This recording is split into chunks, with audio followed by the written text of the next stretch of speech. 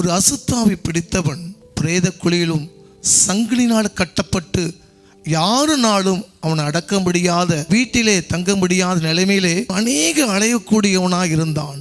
லேகி என்று சொல்லக்கூடிய 6000 பிசாசுகள் அவனுக்கு பிடித்திருந்தது. சமுதாயத்துல அவங்க தாய் தகப்பனார் எவ்வளவு மனம் உடைக்கப்பட்டிருப்பாங்க, எத்தனை ஆஸ்பத்திரிக்கு கூடி போயிருப்பாங்க. எல்லாரும் கைவிடப்பட்ட நிலைமையிலே அவன் ஆடை தெரியாமல் இருப்பானாமா. சங்கிலினால் கட்டப்பட்டு ஒரு பிரேத குழியில உட்கார்ந்து வாழ்ந்து கொண்டிருந்த மனிதன் இயேசு அந்த மகனை பார்த்தார். உடனே அந்த அசுத்தாவிகள் அவனை விட்டு வெளியே போச்சு.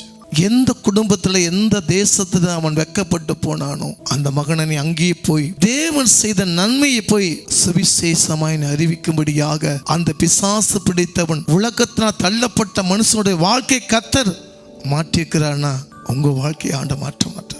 கர்த்தர் விடுதலை கொடுக்கிறார்டா, நீ கர்த்தருக்கு மகிமையான பாத்திரமா இருக்கப்பட வேண்டும். இன்னைக்கு ஆண்டவர் சொல்லுகிறார், ஆராய்ந்து முடியாத அற்புதங்கள் உன் வாழ்க்கையிலே நிச்சயமா செய்வார். அன்னைக்கு அந்த அசுத்தாவி பிடித்தவனை விரட்டின போல இன்னைக்கு சாபங்கள், பிசாசு கிரிகள், பில்லி சூனியத்துல மாந்திரத்துல கட்டப்பட்ட கட்டுகளும் இயேசுவிட்ட நீங்க வந்தீங்கன்னா கர்த்தர் ஆராய்ந்து முடியாத காரியங்களுக்கு செய்து முடிப்பார்.